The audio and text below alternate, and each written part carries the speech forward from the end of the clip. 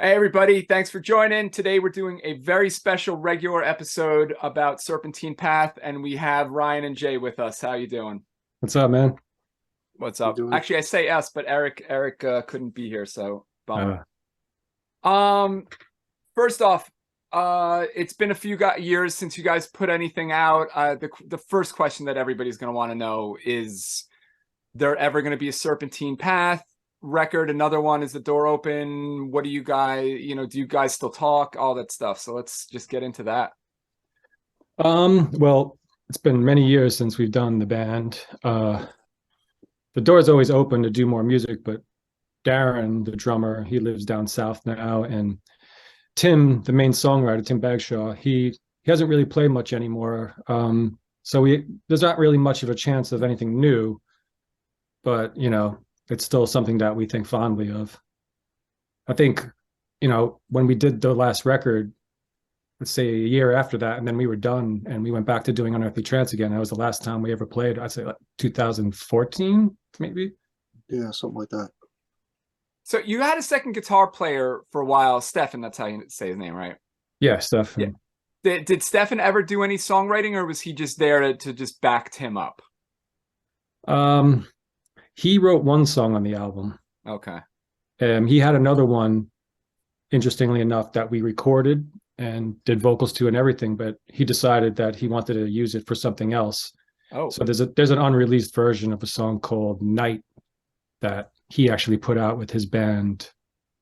What's the name? Godin, right? Is that the name of the band? Colin. So there's a version of that song that we originally did that he wrote that he decided to save for something else. So that's Interesting, sort of right? interesting. So if it ever came out, would you consider that a cover tune then, because somebody else did it first? Or I think the lyrics are different. oh, the lyrics are different Yeah. now. Oh, okay. We never actually finished it, did we, Jay? I did. No, we didn't finish it. Going also back, I believe it was also maybe potentially going to be a winter song. Yeah. So, but prior to him, That's what he was saying. Had demoed it. He had demoed it in a different context, and then we did it for Serpentine, and then he ended up just using it. He decided he wanted to use it for the project that he's doing now. Yeah, I mean, it's not unheard of though for that to sort of happen Yeah. when people did that. You have I think there's a Metallica and a Megadeth song that are like the same song with different lyrics. I only mention that because I would love to hear that extra song. I'd like to hear it too. I can't even imagine what it sounds like. Back to the original question, Tim is the main songwriter for sure.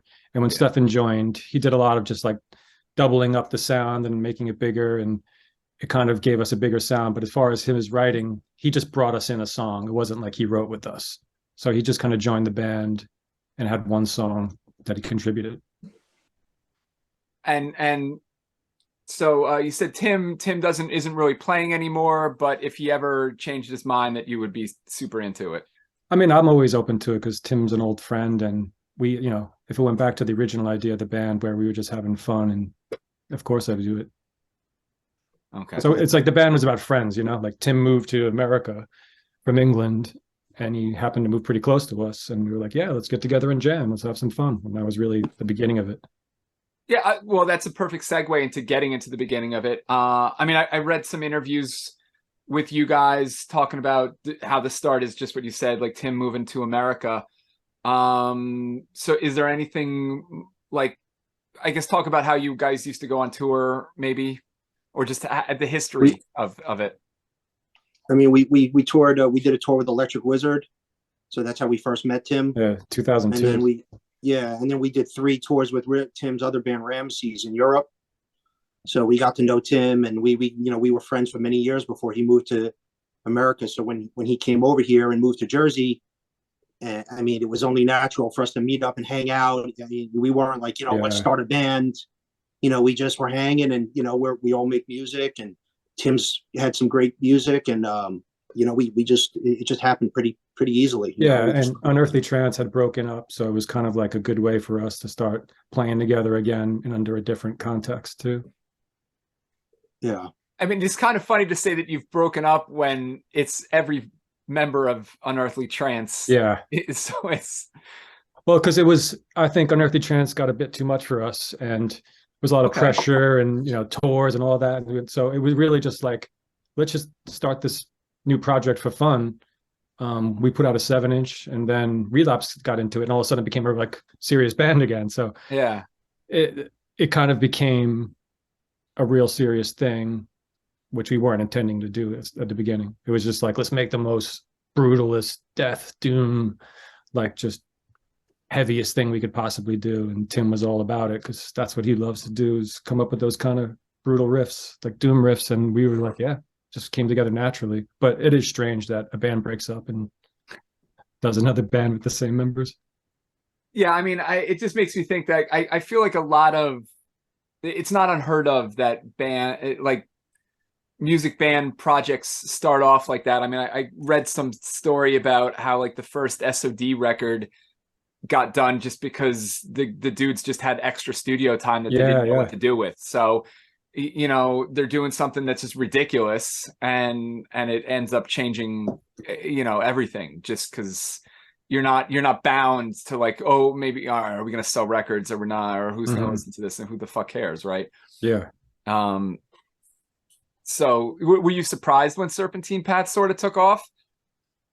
I think we quickly realized the allure of having like a super group, or like bands coming together to do it, like, oh, that's the selling point. So it quickly seemed like, oh, this is the kind of thing people could latch on to, and it gets people interested. So it makes sense, but I'm happy it did, for sure. I did read that you hated the term supergroup. Yeah, I still do. It's silly. Yeah. It's just like people playing together in a different band, And then you want to just mention, I guess, how Stefan got involved. I think it was like a mutual friend or something. I forget. You remember? Yes, we met him. I helped out Winter. Winter played some shows, and that's right. We had some mutual friends. We did a Winter cover.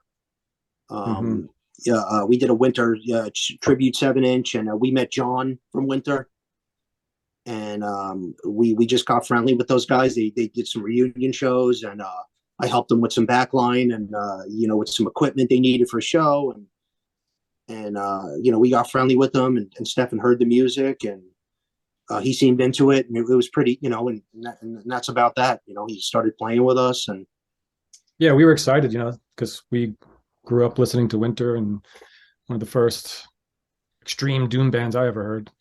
Yeah. And he was really into what we were doing, so he's like, oh, would you guys be interested in me possibly playing with you guys? And he came down, knew all the stuff, so it was cool at first, for sure.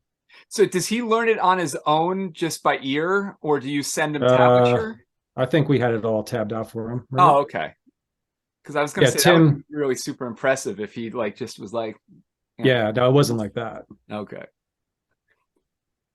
no, and so you guys only played like four shows. I think we sort of covered that a little bit when we did an Unearthly Trance interview, but was it only 4?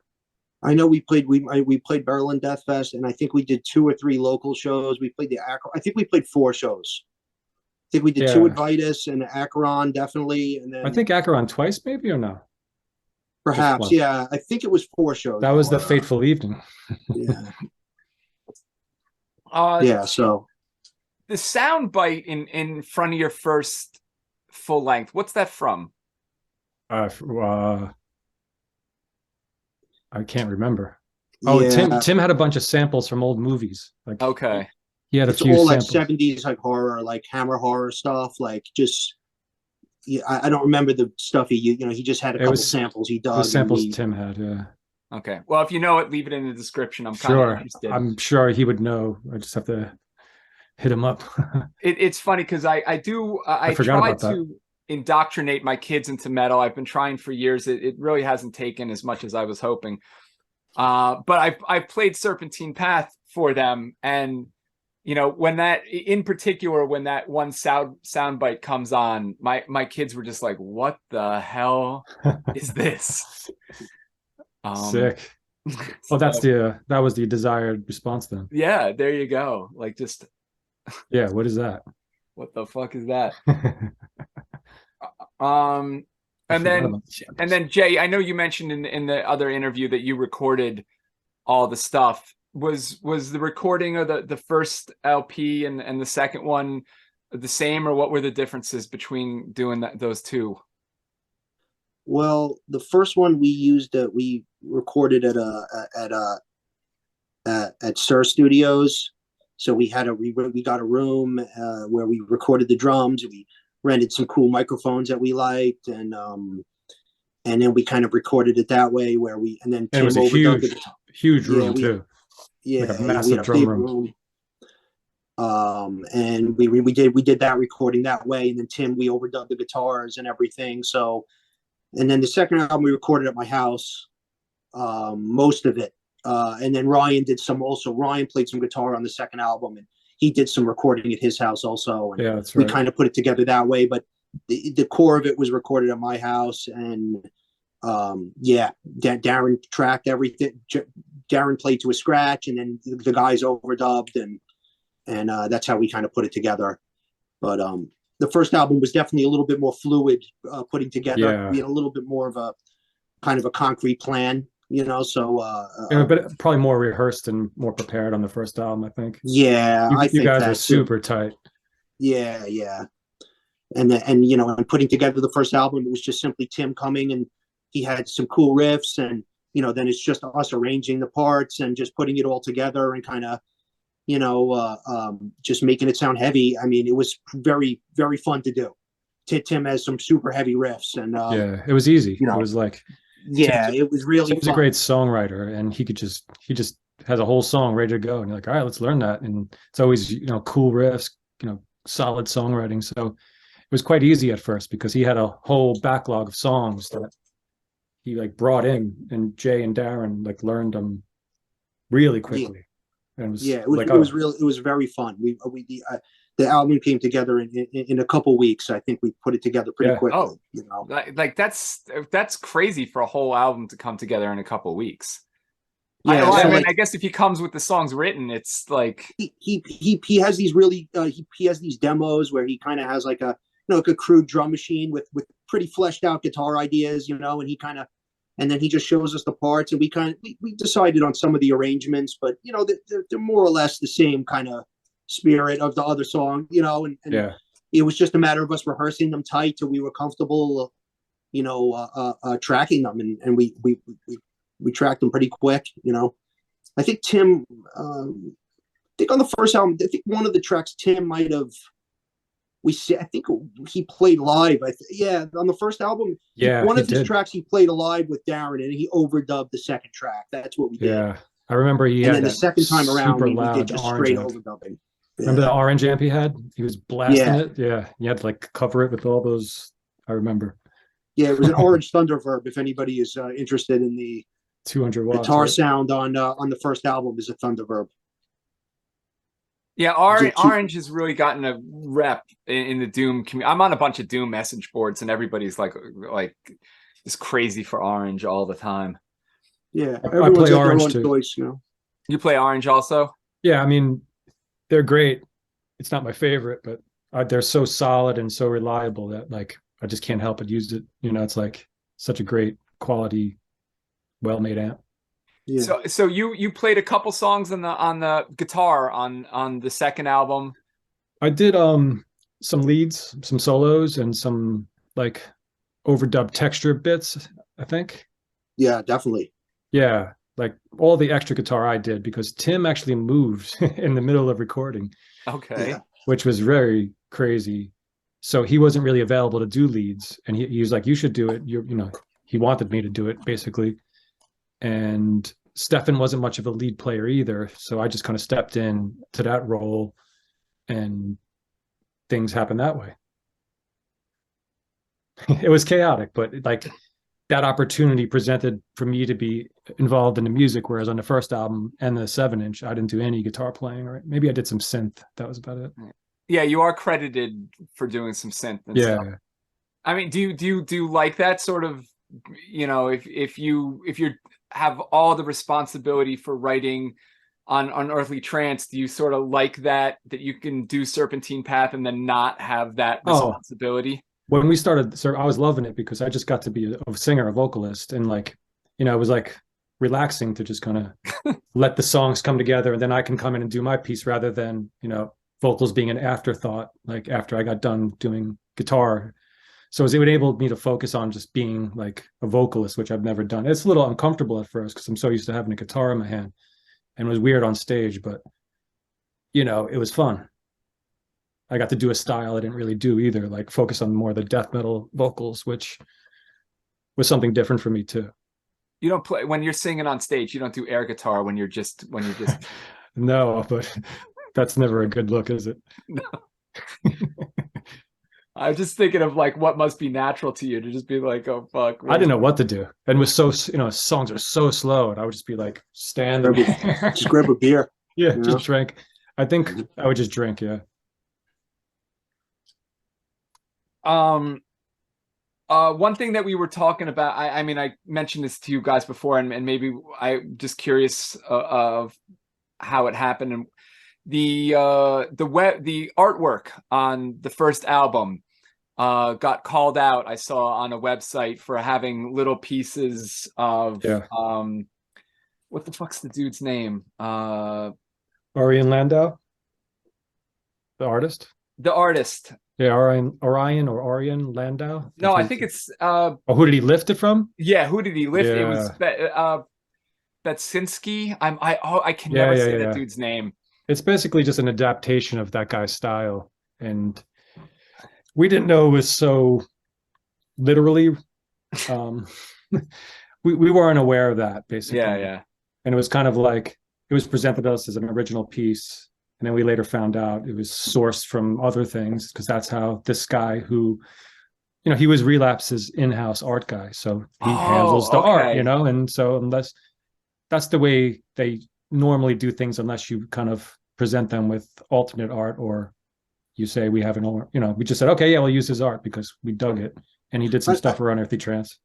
The website that you're talking about, he wasn't really flaming the bands. I think it was more just kind of speaking about how like artwork these days like can be so easily plagiarized, like stuff that's on the internet, you can just kind of grab it and kind of cull from it and adapt it. And like, I think that's common these days in like modern, like graphic art, is like people finding stuff on the internet or stealing images, and I'm not savvy with it, but just making it different or enhancing it or coloring it different and kind of like cut and paste. Like, it's not technically like stealing, it's using stuff, changing it just enough so it's different. And again, we were totally unaware of that. It's kind of dumb of us to just trust that it's being original, but you would never think that. And I gotta tell you, because I went to art school, and a lot of some of the teachers like would teach collage work. It's a style. And it's a style, and that's why. So when I did see the website, I'm sure we saw the same thing, Jay. And it was like, it just was like plagiarism in big letters. I was like, it was a whole thing. That's a little heavy-handed. When that came out, I was definitely bothered by it, Yeah. But did you also feel that was a little strong to say, in that way? In retrospect, yes. Back then, I was like, "What the hell?" It just bothered us. Yeah, it just bothered us that it was our art. We really did like the art. Yeah, it kind of bothered us. It was like, that it was plagiarized because we didn't know. But it's like the modern cut and paste. It's like going to Kinko's and like cutting up, and it's just that people do it with Photoshop now. But I guess the difference is it was presented to us as, check out this painting, and we're like, oh, it looks great. And it's like it wasn't a painting, it was a collage. And if you said this is a collage I did of multiple sources, be like, oh, that's different, Yeah, but I thought it was just a painting that he made. I had no clue. But it's still cool looking, So at the end of the day, someone's going to pick it up and go, "Oh, this is killer looking." So I guess it doesn't really matter. No, I mean, if we were like a major band, like that was making tons of money off of, but it's underground metal. I love it. I think it's one of my favorite covers we've done. I love the color and the steam of it. And I just pulled out the vinyl. It looks great. Like I haven't looked at it in a while, and super happy with the aesthetics of it. Funny side story. After, I hadn't realized that had happened until after I interviewed you guys when we did the Unearthly Trance one. The funny story is that maybe 3 months later, I interviewed a band called Woad, and that guy Basinski or whoever who did the original things. Yeah. This guy just called up because he's deceased now. He passed away, and he called up like the museum or whoever owns the rights, and he basically got them to just let him use just one of those pieces outright. Oh, wow. For a very reasonable price. That's cool. So it just kind of struck me as odd, because I was like, well, shit, you know, You probably just could have just got the originals, Right. you know, probably for not that much money, and forego the whole. I think what it is that he was just tasked for doing art, and he did his thing, and I said, okay, looks great, on to the next thing. You know, like it wasn't really much thought put into whether, you know, something different could be produced. I think they're on a schedule. They're a big machine, and so get the art done and get it into production. And I don't think it was anything underhanded by like Relapse, or I think it was just him making his art. Yeah, they didn't know like that. Yeah. We would even have an issue with it anyway. Yeah, like I don't think it was like malicious, I guess. I don't know what it's just the way business goes, right? So I this is sort of unrelated, but now I'm kind of curious what you guys think about this. New thing sort of in the art world is artificial intelligence created art. Have you guys seen this posted around? Yeah, I've seen it. I've done it. I've used it. Oh, you have? So yeah, it's cool. But I know what you're asking. Like now it seems like people could just get generated AI artwork. So simple. Do you think we're going to start seeing AI generated album covers? Like if probably, we're not already? I think for sure. It's so easy, you know? You're making a computer think for you, you know, just kind of come up with an image that's referenced to like all stuff that's on the internet, and it's going to come up with something sick looking. If you type in the right, it's going to be a whole new art form probably, because it's just like cutting edge in a weird way that people are like, what the fuck? So I'm sure people will use it. I love when people say, I created this, and I'm like, because you type in a few sentences and then now you get to credit yourself with. It's good for like writing funny stuff, like, you know, some really out there stuff. That's to me what should be used for, like making absurd image. There's this one artist that I saw on Instagram that I can't believe how amazing it. He uses some of his own art mixed with like 60s and 70s like sci-fi, and like you look at it, like cool. It looks like stills from a movie that like just was never created, like absolutely surreal. And like I'm looking at it, like it almost looks to me like real photograph. It's really impressive. I wish I had the name. Maybe I can email it to you and you could see, but like I thought it was kind of stupid at first, but I think there's kind of something to it if you use it right, you know? Well, just like music, there's plenty of stuff that you think at first, oh, this is stupid. And then you start listening to it and you're like, I mean, I'm sure there will be some AI like metal bands coming out that's just completely created, like just generated by artificial intelligence. I kind of want to live long enough to see that. And I think it's going to happen. Yeah. We're almost there, man. Everything's an algorithm now. You can just set it all in, and you just put it in the grid, and we'll be reduced to singularity soon enough. I kind of wanted somebody to explain it to me, like how it exactly works, because I'm still not quite there where I'm wrapping my head around. Yeah, I'd be a fool to try to think I know exactly what's going on there. No, but I mean, there's got to be somebody who can explain it to me, like in layman's terms. But yeah, because I saw one recently. And just when I think I've got it, like what it can and cannot do, I see something brand new. And I saw some shots that are like goth chicks in a crowd or something like that. And they look like photographs, but the hands are all mangled. Yeah. Because apparently it can't figure out how to do a hand.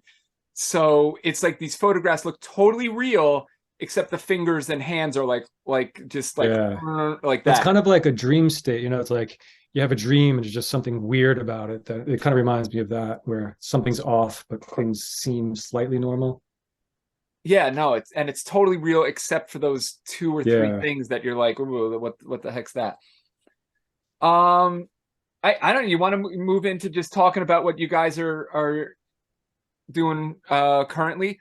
I mean, first off, I wish that I knew Tim, because I would try to talk him into doing another Serpentine Path album. Yeah, I mean, and if maybe we could get the internet behind that. Let me just say, if you guys, if anybody who's listening to this knows Tim, please tell him that it would really mean a lot to me to do another Serpentine Path album. Okay, let's talk about what you guys are doing now. Ryan, you want to start, because I know Reeking Aura is, I saw something that you guys were playing soon. Yeah, I mean, Reeking Aura did a tour just last week, but I didn't go with them. Oh, okay. We have 3 guitarists, and I have a young child, so I can't really do as much touring as I used to, but they really wanted to do it, so they went out and played a couple shows. They went down south, and it went really well. Yeah, Reeking Aura is a death metal band that I'm doing with some old friends.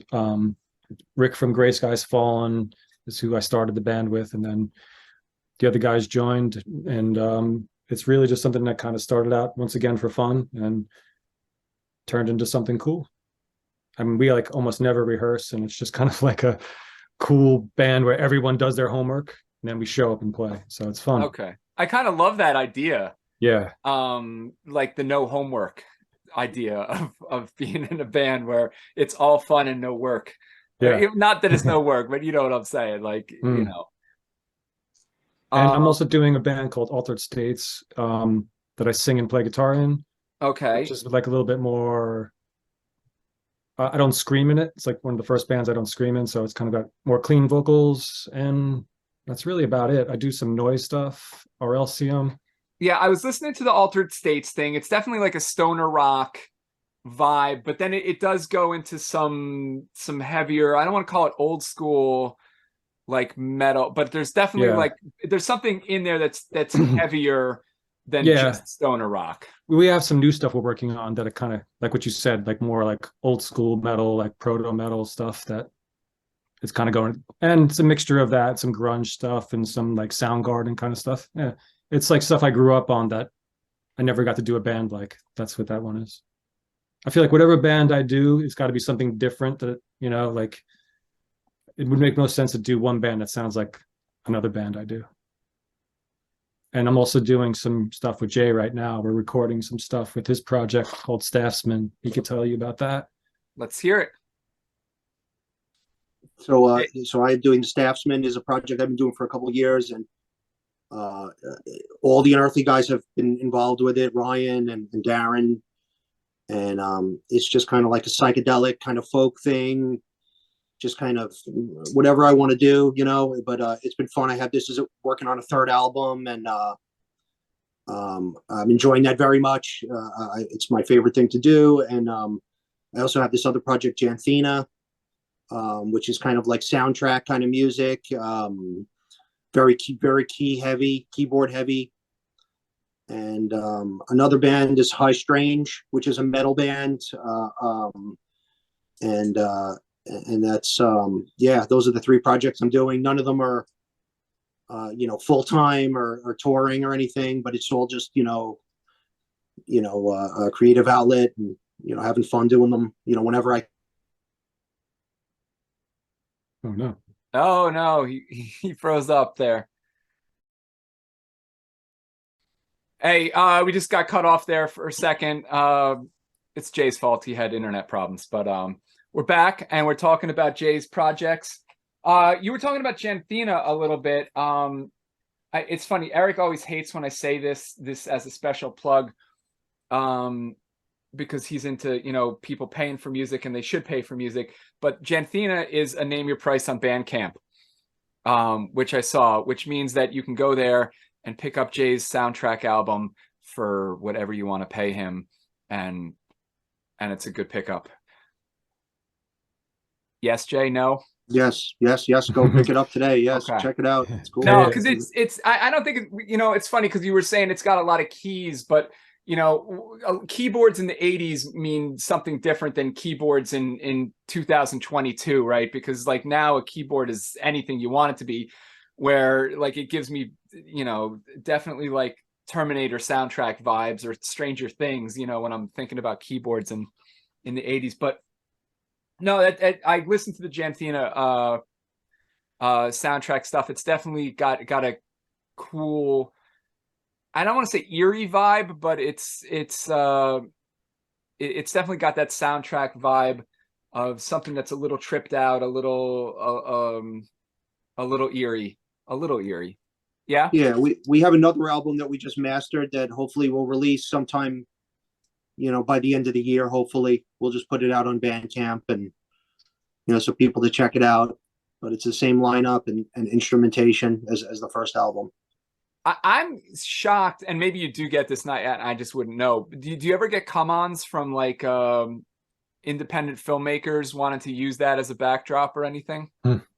If I can find, if they're out there and they're listening to this, I'd be very interested in doing something like that. But no, totally. What about selling it? Because selling some of the tracks to like a now it's like Getty Images, but for music. You know what I'm saying? Like I wonder if that's the type of place that you might pick up some music. I mean, it's not really. I don't even know. I've never really even tried. I just kind of made. We just made the music. We enjoyed making it, and it kind of ended there with it. It would be. The more people that could hear it, the better. But we never intended for this could be in a movie, but it could definitely could be. Yeah, it's a soundtrack for a movie that doesn't exist. Maybe you got to make the movie now. Yeah, right. I should. But yeah, it was definitely fun to make, and it was a project that I did during COVID. And Justin Williams, Mike Hegarty, and Justin Williams are the two guys that are involved in the project with me.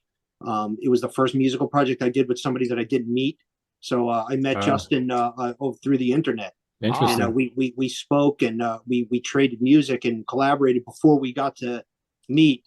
Where is he from?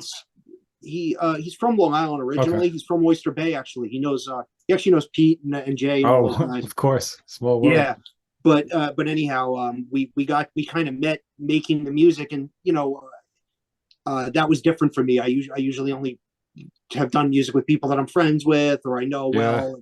It was a cool project to do, but since then we've jammed together, recorded. It's been a minute now, but that was an interesting recording session and something different that I never tried before. Making music, so it was fun. So do you? So obviously it first came together with swapping files and stuff, but it sounds like eventually you did end up playing some stuff live. Well, yeah, we actually recorded live. It's not out yet, but we recorded at my house. We did a recording and we've jammed before, but we've never played live or anything like that. I don't know if we could even pull it off with the amount of layers and instrumentation. Like I'd have to, I play like multiple keyboard parts and a 12 string and all this stuff. Like, so I don't know how I would. I feel like it would be fun to try to do live, but we would be a nightmare for a sound man or a show, like showing up with a gong and and a bunch of synthesizers. I feel like that would 5 be 5 synthesizers. Yeah, but I can relate. Because I did a COVID project too with Colin Marston called Arelseum, and we did a bunch of like synthesizer keyboard stuff, not like Jay's, but in the same kind of mindset where we just were trading files and making music during the pandemic. And the label put out some cassettes and they were like, oh, he kept asking us to play live. And we would always be like, we can't do this live. Like, it's just not going to happen. Like, and he kept asking us, you guys should play a show. We can play a show. And it's like, just can't do this live. It's like a creation. It's like art, So if we did it live, it would just be like improvising live, Yeah, the Staffsmen too would be I think it would be impossible for it to be done live. There's field recordings and so many different. But maybe the elements. new stuff has some possible more kind of standard song, like it could be done. Yeah, in a style, not like the record, but a version. Yeah, we could make a cool version of it. Definitely, that would be. I think it is possible. I forgot to name one other band that I do called The Howling Wind, and we're recording a new album that's going to be our last album. And I think that's really, as far as I know, that's the only thing I'm doing. The Howling Wind is a black metal band I've done since like 2006 or 7. And it's mostly a self-recorded project that I do with Tim Call, who lives in Seattle. And we've written a bunch of new songs that we decided is going to be our last album. Okay. And it's in the middle of being recorded, and then I just have to do vocals. Yeah, I can't find it now, but I do remember having a note that Howling Wind would definitely had a blackened influence to it. Before the Howling Wind, I did a project called Thraldom, and the Howling Wind is basically a continuation of that. So I've been doing this kind of black metal side project for off and on, 20 years. But I've kind of had enough. It's funny as you were talking about the Janthina thing, playing live, for as much as I'd be like super interested to see something like that, it's like that's the type of thing that there really isn't a scene for, right? Like like who do you play with? Is there another band actually even doing something like that? I mean, there's music that I influence that I would imagine like, oh, I could, but just it's never really been about that. And my head's not really like into live playing right now. It's not. It's not that I would never do it, but I'm not. Craving it. I'm not saying I would never do it again. But I just enjoying making this music in a studio setting, and it's been, yeah.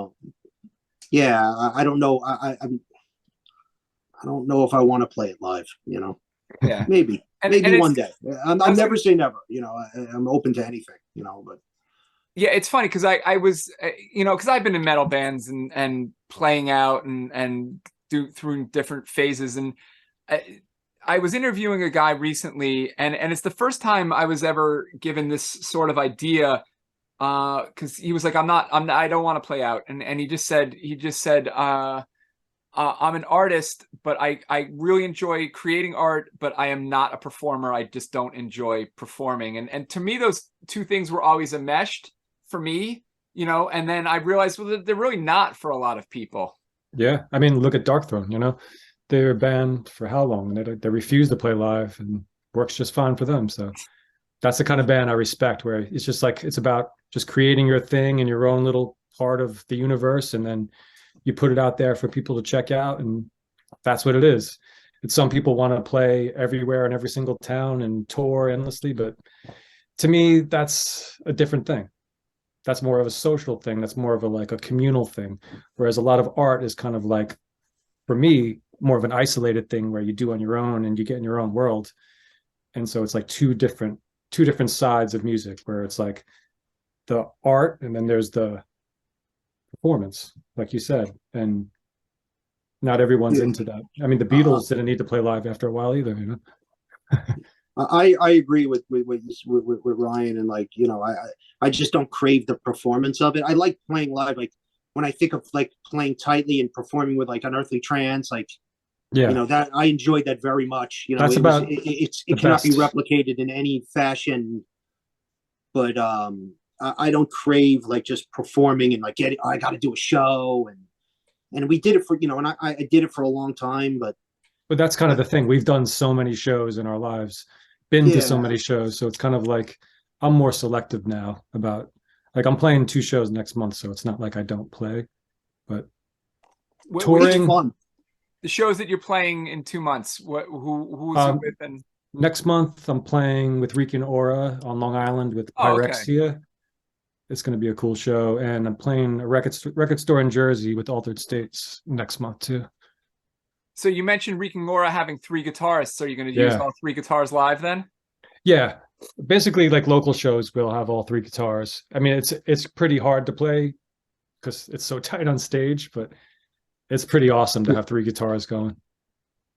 It's just like a wall, And everyone's a big dude, so it's just like fucking a lot of headstock bumping.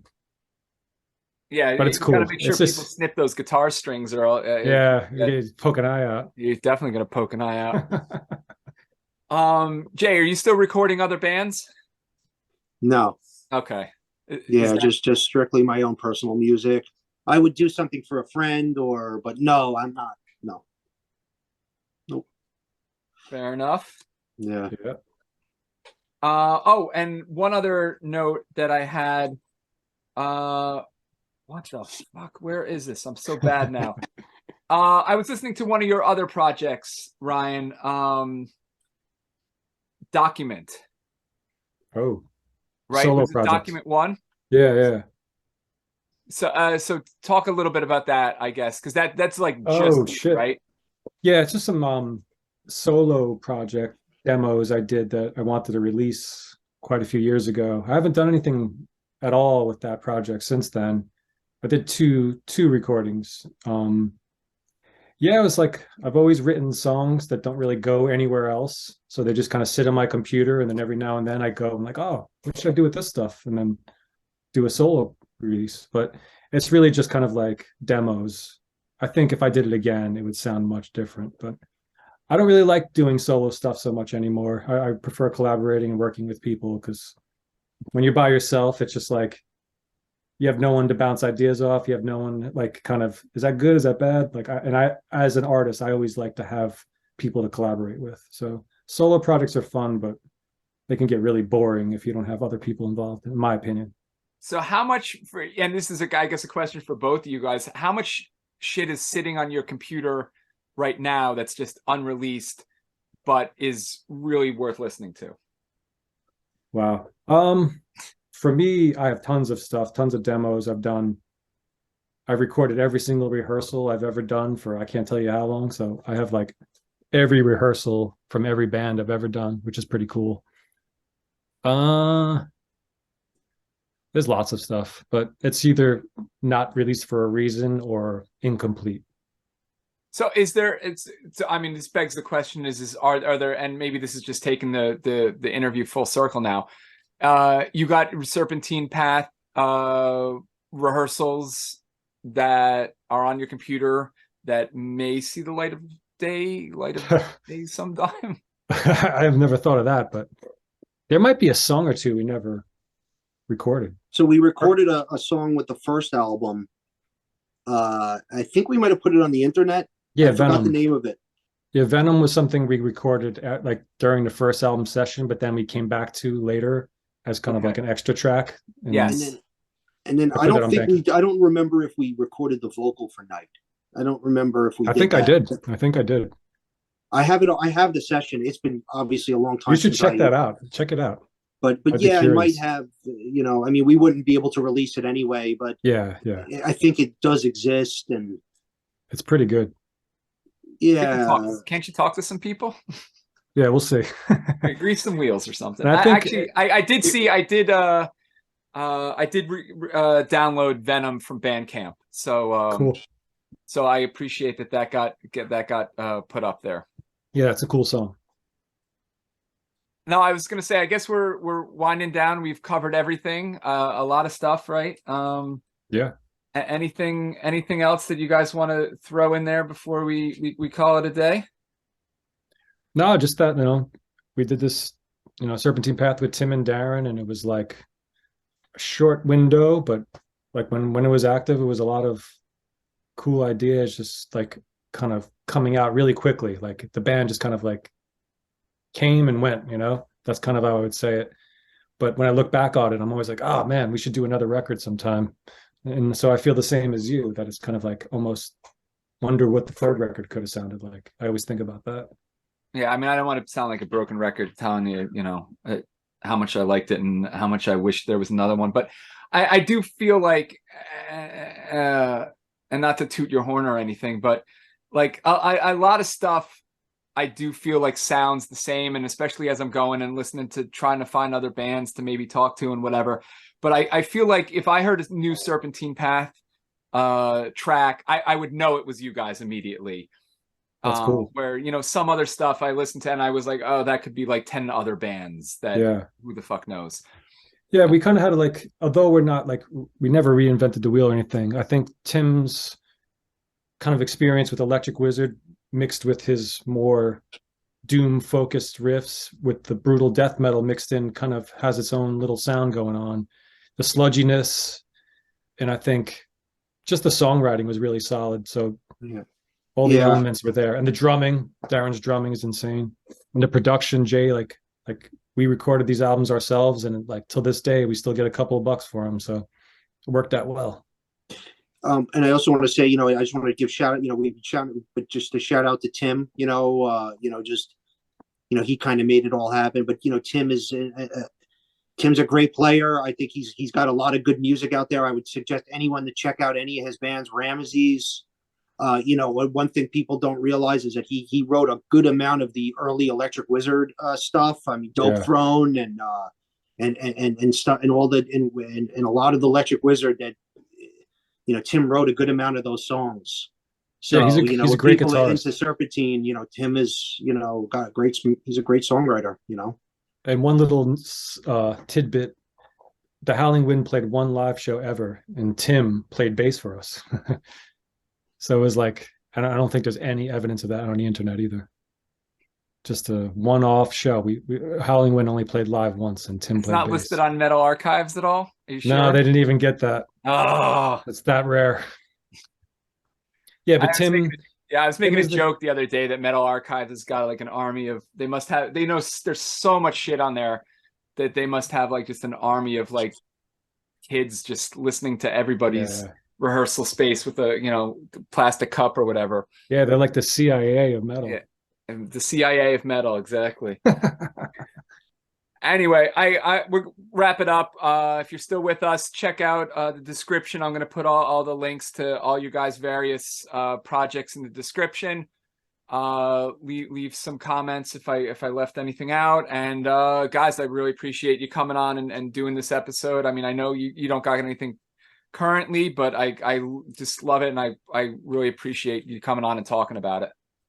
No, thanks to you, man. I appreciate you bringing some attention to Serpentine Path, and good to talk to you again as always. Okay, cool. Thanks, everybody. Thank you. Bye.